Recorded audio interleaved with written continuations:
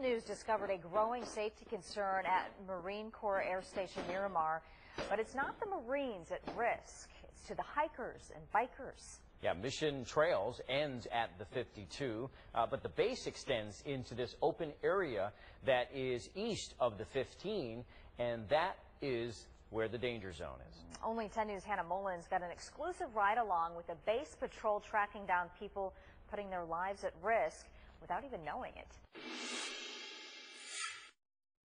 This is where Marines train to defend our country. They use the same high-powered rifles they do in combat. Every Marine fires this. It's an M16, and it's made to kill. What good are we if we're not being safe and keeping each other safe? If we don't do that, we won't be able to do our job overseas. Staff Sergeant Daryl Quinna served in a combat zone in Iraq.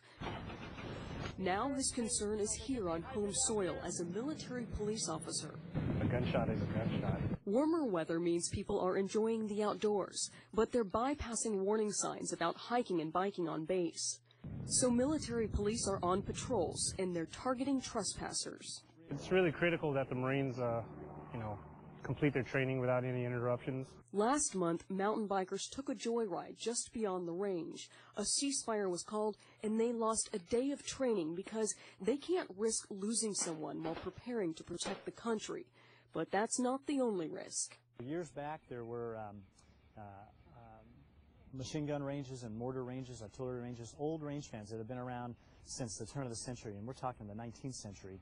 Okay. Colonel John Farnham, who's the commanding officer on base, says old mortar rounds from World War I.